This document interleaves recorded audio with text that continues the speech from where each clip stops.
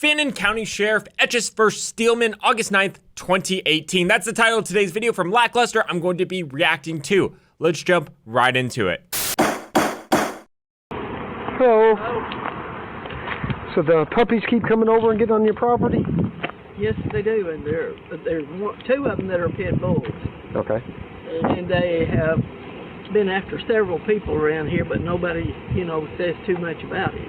Okay. But I'm tired of it because I live across the street. Yeah. And they've run at us when we tried to get in our cars. The preacher was trying to undo the church door, and they bit him in the back on the calf of the leg. Okay. I don't know how long ago that's been, and I wasn't there. My mama's already called the county. Isn't that Mr. Brent's truck right there? And said if they get back in our yard, that We've called the county before. Okay, so what do we know? Well, allegedly, there is an aggressive dog on the loose.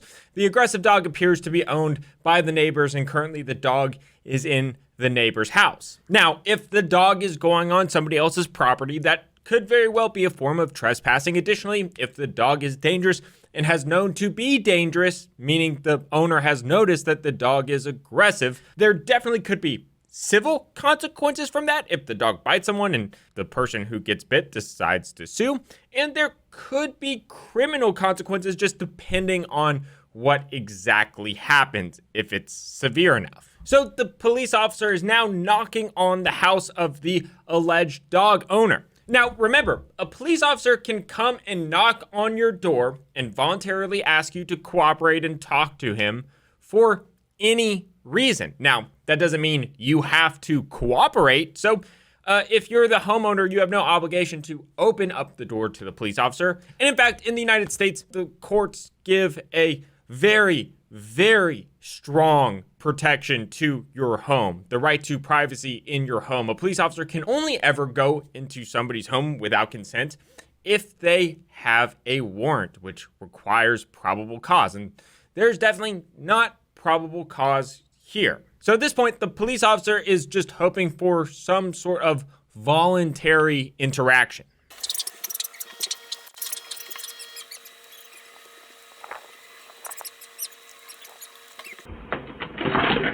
Hello, I'm Deputy Steelman, Fannin County Sheriff's Department. Okay. We got complaints that you got some aggressive dogs. We have an aggressive dog. You have some aggressive dogs. We have a pit puppy who has never bit anyone. She just has a very aggressive bark.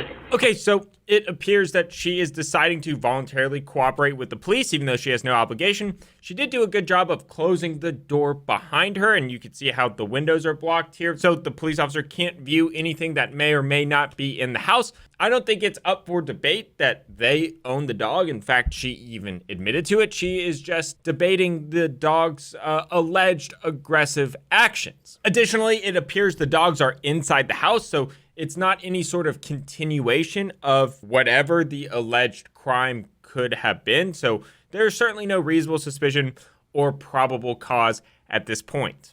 On their property. Because they get out from the backyard and go underneath the house and get out and run around. Okay. That's going to have to stop. Okay, can you ask them if my dog bit them?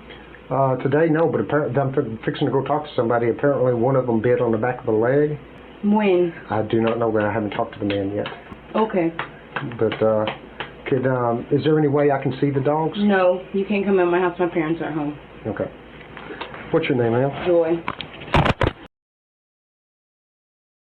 Don't have to tell you that your dogs are responsible for any damages if that's incurred. Mm-hmm. And because I have to go back through the call notes, but apparently they've called on them several times. Yeah, those people across the street have called on them once before. Okay. Because they're saying they're aggressive, then you can be held criminally responsible. Okay. If they get out, bite somebody, or do damage. Okay. Okay? So where we stand right here, everything is voluntary. She is cooperating. She gave the police her contact information, even though she didn't even have to open up the door to the police. And yeah, what the officer said right here could be right. In the future, if something happens, the stop could very well be used as a form of notice that the dog owners were put on notice that the dogs were aggressive. However, at this moment, we don't have any evidence that any aggressive behavior has happened right here. Having noticed that your dog is aggressive is a thing and could have consequences if the dog acts on their aggression later on.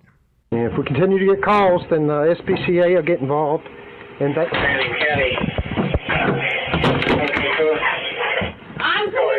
Whoa.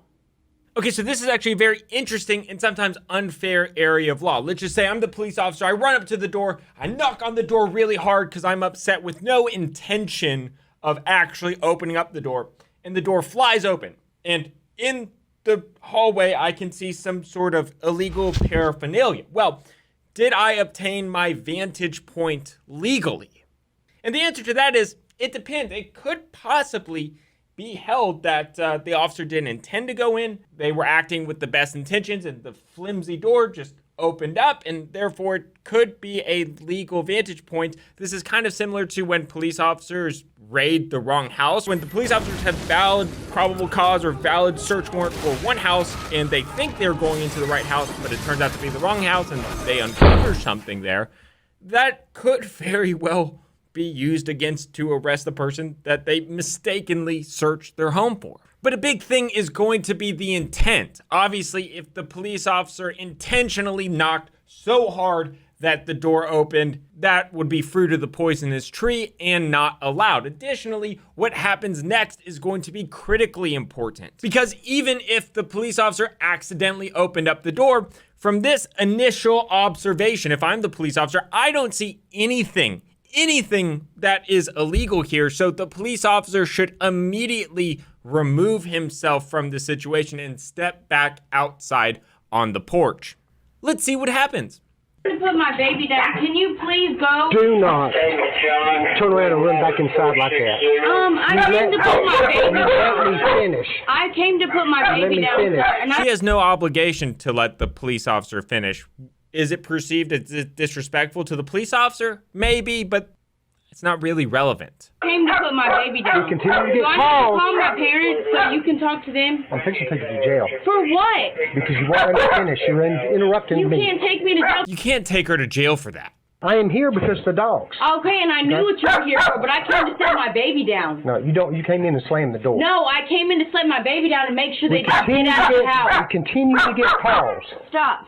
Then Go. SPCA is going to come out and Okay, seize them. thank you. Can I and get my you're gonna dogs, please? You're going to be charged for it. Can I get my dogs, Do you please? completely understand Yes, what I'm I saying? There's not understand going to you. be. I can hear there's what you're not going to saying. be I'm any not dumb. surprises. I can hear you. Can you Okay. please stop There's and not get gonna off be, my property? There's not going to be any. See, now at this point, some of y'all might be confused because if you've watched my channel for a long time, you know that sometimes we react to situations in which the police are talking to people and they walk away. And then I say, hey, you shouldn't walk away because the police officers could charge you with some form of obstructing justice or interfering with police officer duties. The problem with that is in those other examples, they either have valid reasonable suspicion or probable cause. Here, there probably isn't reasonable suspicion or probable cause. Additionally, there's the confines, there's that extra layer of security of going in somebody's home. So because the underlying stop was just a voluntary communication, and there certainly didn't give, at least in my opinion, any evidence to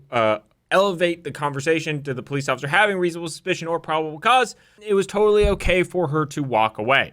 But if you are ever in doubt and you're dealing with a bully police officer, my recommendation always is to cooperate with the police officer in the sense that don't run away from them, but then just zip it. Ask for a lawyer. Say, officer, I will not be speaking without a lawyer, even though she is totally in the right. I want to emphasize this. Sometimes police officers are wrong and they are bullies. This is Can the you future. please call Mom? Can you get off my property, please? There's Get not gonna off be- my property! You have no reason to be here and keep trying to harass me. I'm not doing anything wrong. I'm trying to set my baby down and get my 121 dogs count. back. Can you call Mom, please? Excuse me, sir. Can you Could you please go ahead get and out of send my me the, doorway? She's absolutely right. The police officer doesn't have a legal vantage point to be there. He needs to excuse himself, even if knocking on the door was an accident, which I don't know if it was. But even if it was, he needs to get out. Send me a Dude. sergeant or a lieutenant to my location, please. Yes, I have my phone. Can you please get out of my Go way ahead so I and can go ahead get and my call dogs? your mom. Thank you. Can you please get out of my way so I can get my dogs? Yes, can you get my baby, please? Oh my goodness. I don't know why. There's always problems with y'all. Y'all get, ooh. Can you please move? No. Then I'll go out my back. Can you please? Which one got outside? Oh my gosh. I have a teacup dog that I need to get. Can you please tell this cop to get the off my property and stop trying to stand in my doorway and cause problems? He said that he came over here because the dogs got out, and I said okay. Then he wants to bang on the door and push it open after nobody told him he could come inside my house. So can you get out of my house, please? I know my rights. Get out. He just said no. Yes, get out of her house. Out of my house. Mom. No. Get out of my house. Keep it up. Hey, I'll be there in a minute. Get out of my house. Keep it up. Get out of my house. I'm not doing anything wrong. Get out of my house. Here, my mom is talking to you. Get out of my house. This is Deputy Steelman. Sir, why are you in my house? Because your daughter, as I was trying to explain what was going to happen if these dogs continue to run free, slammed the door, and when I went to knock on it, the door opened. Even if you knocked on it on accident, you have no right to sustain, to be in that house. You need to remove yourself. What you are articulating is nothing that gives you a basis to be in somebody's home. Okay, sir, unless you have a search warrant, you are not supposed to be in my house. And I told him that, and then he's trying to say he's going to take me to jail for some shit. I'm not going to stand here. Okay. Have a good day. I gotta go. Come here. No. Come here. Leave me alone. Come no. here. Stop. No. Stop. Stop. Yeah. Enter my house. Okay. Without permission. I got a call from the people over here regarding aggressive dogs. I come over. She came over. It took me forever to get her to come to the door. She did. I was trying to explain to her. That doesn't matter. It doesn't matter how long it took her to come to the door. She didn't have to come to the door in the first place. I was trying to explain to her what was going on. I said, "Now, this," and she turns around, goes inside, and slams the door. So what if she did, dude? That does not give you an excuse to do what you did. I went up, knocked on the door. When I did, the door open. I saw another girl inside. I stepped through the threshold to make sure I could see everybody. She started screaming. You had no right to step through said threshold, especially for a sustained period of time like you did. So this police officer had an illegal vantage point. From that illegal vantage point, nothing transpired. She just yelled at him and told him to go off, which she has every right to do. She didn't threaten the police officer. She didn't do anything physical, even if this is just a blatant Fourth Amendment violation. She called her mom. She's yelling and cussing. She went outside. I told her to calm down. She's yelling and cussing because you are violating her rights.